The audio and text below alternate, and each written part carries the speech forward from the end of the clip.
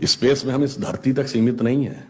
हम वो पहली संस्कृति हैं जिसने तारों की भाषा दुनिया को सिखाई, जिसने नक्षत्रों को संज्ञा दी, जिसने आकाश से गंगा निकाली और जिसने सागर पर सेतु बनाया।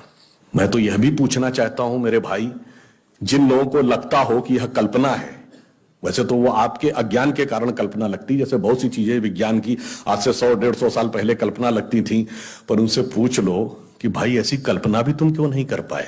उसके लिए भी तो इतनी विराट दृष्टि चाहिए कि आप आकाश गंगा तक सोच सकें। तो इससे आप समझिए कि स्पेस में हमारा विस्तार कहां तक था। अब टाइम पे आइए, अभी 2 महीने पहले हम लोगों ने अपना नववर्ष मनाया, तो अभी क्या चल रहा है, ईस्वी संवत 2021। तो किसी का 2021 चल रहा है, किसी का 1400 से चल रहा है। हमारा वैसे टेक्निकली ही सबसे पुराना है 2071, उससे पहले 5100 से अधिक युधिष्ठिर संवत, और हमारा सबसे पुराना संवत क्या है, ब्रह्म संवत, जो 1,97,40,28,000 कुछ 100, मुझे एग्जैक्ट फिगर नहीं याद है, वहां तक 1.97 बिलियन ईयर्स। बाकी दुनिया में कोई भी सभ्यता 1000 से ऊपर नहीं जा पाई। किसी संस्कृति में कहा गया 14,000 साल पहले दुनिया बनी, किसी ने कहा 7,000 साल पहले दुनिया बनी, किसी ने कहा 30,000 साल पहले दुनिया बनी। कोई 1 लाख तक भी नहीं पहुंचा और हम 1.97 बिलियन तक पहुंचे। और इसकी प्रामाणिकता क्या है, इसकी वैज्ञानिकता क्या है, इसका प्रमाण देता है दुनिया का सबसे बड़ा कॉस्मोलॉजिस्ट कार्ल सेगन। और ये कार्ल सेगन कोई छोटा मोटा आदमी नहीं था। आप में से जो लोग विज्ञान में रुचि रखते होंगे उनको पता होगा कि first man made object which has gone beyond solar system, सौर मंडल के परे जाने वाला पहला मानव निर्मित उपग्रह वॉयेजर है, जो 1978 में छोड़ा गया था।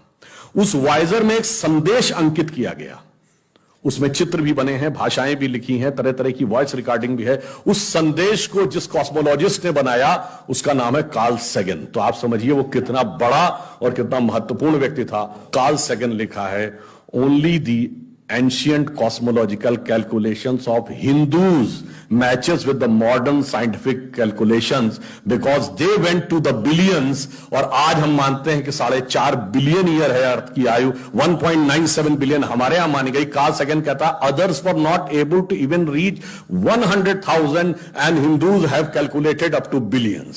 तो अब ये एक वैज्ञानिक कह रहा है कि हमारा टाइम में कितना लंबा व्याप है और स्पेस में कितना लंबा व्याप है। तो आपको यह समझना चाहिए कि जिसे हम सांस्कृतिक राष्ट्रवाद कहते हैं वो कितना गहरा और गंभीर है। अब मैं आपसे कभी पूछूं कि दुनिया में सभी धर्म संस्कृतियां दावा करती हैं कि हमारे पास बिल्कुल अलग विचार है, हमने बड़ा अच्छा विचार दिया है। अगर हम आपसे पूछें कि हमारी संस्कृति में ऐसा क्या है जो दूसरे में नहीं है, बहुत से लोग कहेंगे साहब उसमें बड़ा सदाचरण की बात कही गई, नैतिकता की बात कही गई। तो लोग कहेंगे ठीक है भाई, दूसरी जगह भी कही गई, शायद कोई फॉलो करता है या नहीं करता। पर मैं अगर आपसे पूछूं कि वो चीज बताइए जो हमारे यहां लिखी और दूसरी जगह लिखी ही नहीं, वो क्या है? आप सबने नाम सुना होगा, Vedic mathematics. Have you ever heard of mathematics as a part of religious text? ये सिर्फ हमारे यहां है। गणित धार्मिक पुस्तक का हिस्सा है। Ayurveda medical science, it is globally accepted as a structured medical science, by name itself is a part of Vedas। Medical science धर्म ग्रंथ का हिस्सा हो, गणित धर्म ग्रंथ का हिस्सा हो, ये दुनिया में कहीं नहीं, बाकी जगह विज्ञान और गणित का धर्म से संघर्ष है। हमारे यहां वो धर्म ग्रंथ से उद्भूत हो रहे हैं। ये फंडामेंटल डिफरेंस है हमारे और उनके बीच में। और इतना ही नहीं, मैं कभी आपसे, आप लोगों ने ध्यान दिया हो अगर, गणित की जो खोज है, वैसे तो बहुत सारी चीजें थी जो अंग्रेजों के आने के बाद छुपा दी गई, क्वाड्रेटिक इक्वेशन हो, अलजेब्रा हो, ट्रिग्नोमेट्री हो, ये सारी चीजें। मगर एक ऐसी चीज है जो कमोबेश सभी लोग मानते हैं, चलो ये तो मान ही लेते हैं कि भारत ने दिया। वो क्या था? शून्य। अब कहा जाता शून्य किसने दिया? आर्यभट्ट ने खोजा। अरे भाई आर्यभट्ट ने खोजा नहीं, आर्यभट्ट की किताब में पहली बार तुमको लिखा हुआ मिला। अगर आर्यभट्ट ने शून्य खोजा तो बौद्ध मत में शून्यवाद का सिद्धांत कहां से आया? वो तो आर्यभट्ट से पहले के थे। और ये बताइए, कौरवों की 18 अक्षौणी सेना से लेके भगवान राम की जन्म कुंडली बन रही थी, वो बगैर शून्य के बन रही थी। वास्तविकता यह है कि शून्य वेदों से निकला और वो इस बात को स्वीकार करने को तैयार नहीं होते थे कि धर्म ग्रंथ से निकलता है, इसलिए उनको छटपटाहट थी, इसलिए वो कहने का प्रयास करते हैं किसी और ने निकाला था।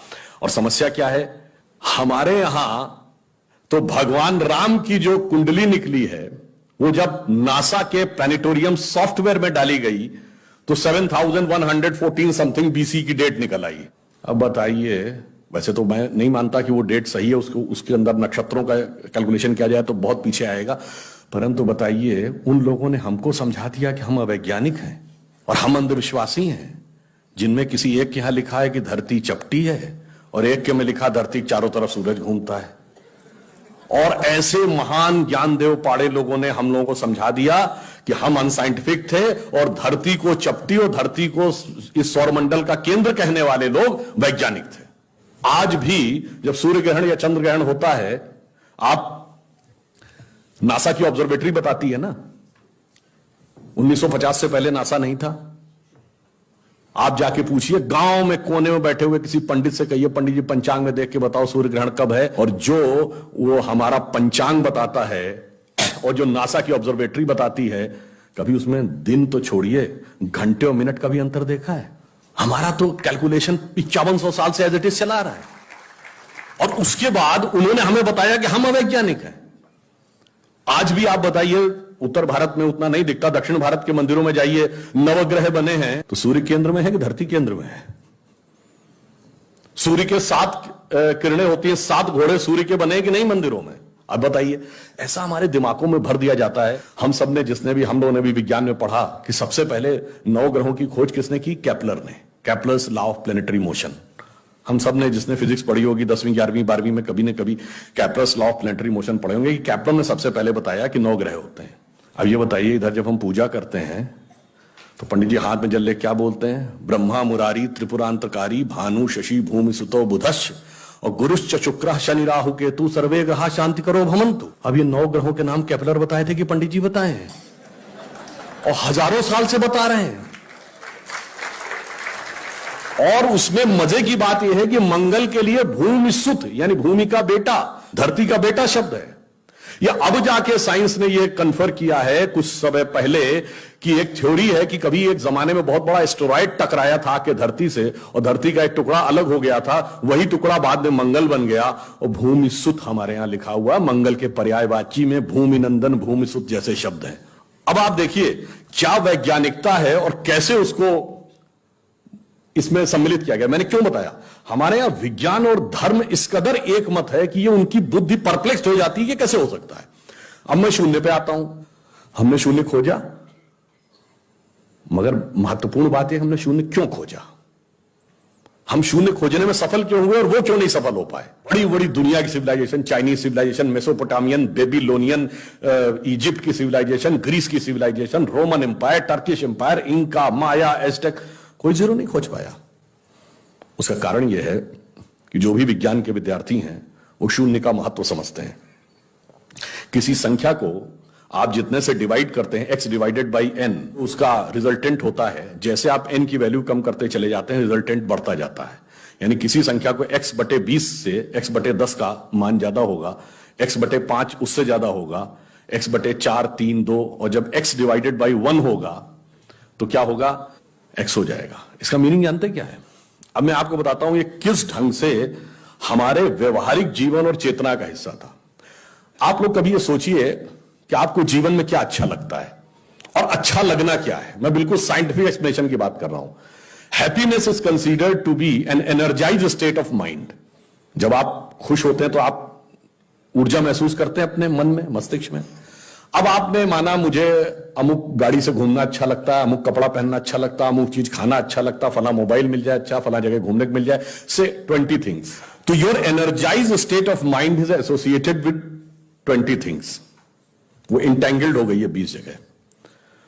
अब आप अपने मन में सुख के लिए उन 20 वस्तुओं पे आश्रित हैं, तो x डिवाइडेड बाई 20 है। अब मान लीजिए आपने आत्म संयम किया और 5 चीजों से अपना मन हटा लिया, तो x डिवाइडेड बाई 15 हो गया, नेट रिजल्टेंट बढ़ गया। क्यों? वो ऊर्जा जो उन 5 पदार्थों के साथ संलिप्त थी वो आपने बचा ली, तो वो आपके अंदर रह गई, तो by law of conservation of energy आपका एनर्जी लेवल बढ़ गया। जब आप x/10 पे आ गए, एनर्जी लेवल और बढ़ गया, और संयम किया, 5 चीजों पे आ गए, एनर्जी लेवल और बढ़ गया। अब इसके आगे की यात्रा, जो 5 चीजें हैं, उसके आगे की यात्रा, x/5 के ऊपर की यात्रा थोड़ी कठिन, चुनौतीपूर्ण है। यह सिर्फ सन्यासी कर पाते हैं। 5 चीजें क्या हैं? भोजन, वस्त्र, आवास, श्वास और ईगो, अस्तित्व। तो सबसे पहले क्या छोड़ते हैं? आवास। कहते हैं ना कि करतल भिक्षा तरतल वास। अब सन्यासी का कोई घर नहीं होता, तो x/4 हो गया, independent of house, no need. फिर क्या आता है? वस्त्र छोड़ते हैं, नागा साधु या दिगंबर जैन।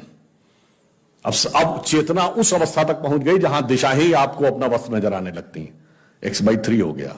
अब भोजन, अब कॉन्शियसनेस उस लेवल पे पहुंचती है जहां पर उसको ऊर्जा लेने के लिए पदार्थ की जरूरत नहीं है, वो सीधे कॉस्मिक एंगल से एनर्जी ले सकती है। जैसे आपने सुना होगा, बहुत से ऐसे महात्मा होते हैं महीनों महीनों तक नहीं खाते हैं। वो एक स्टेज आती है जब आप उस अवस्था में पहुंच जाते हैं कि आप सीधे कॉस्मिक एनर्जी को ग्रहण करने की स्थिति में आ जाते हैं, आपको मटेरियल एनर्जी की जरूरत नहीं। तो x/2 हो गया। अब है श्वास एंड योर एग्जिस्टेंस। जब तक मेरी सांस चल रही है तब तक मैं हूं, पर जिस क्षण आप श्वास को भी नियंत्रण करने की क्षमता प्राप्त कर लेते हैं, your consciousness become independent of your breathing. मैं चाहूंगा तो मेरी सांस चलेगी, जब नहीं चाहूंगा तो सांस नहीं चलेगी, फिर चाहूंगा तो सांस चलने लगेगी। यह अवस्था होती है समाधि की अवस्था। तो आप x/1, तो x/1 is equal to x। अब आपने आत्म स्वरूप का साक्षात्कार कर लिया, परंतु एक चीज रह गई, मेरा एग्जिस्टेंस, मैं एक एंटिटी हूं, मैं एक व्यक्ति हूं, मैं एक पुरुष हूं, मेरा नाम है, वो तो है ना। जिस क्षण आप अपने कॉन्शियसनेस को अपने एग्जिस्टेंस से इंडिपेंडेंट कर लेते हैं, तो n की वैल्यू क्या हो गई? 0। तो x/0 is equal to infinity. तो अनंत की यात्रा शून्य से होकर जाती है, और हम अनंत खोज रहे थे, इसलिए हम शून्य को खोजने में सफल हुए। यह मूल कारण है कि हम भारतीय शून्य को क्यों खोज पाए।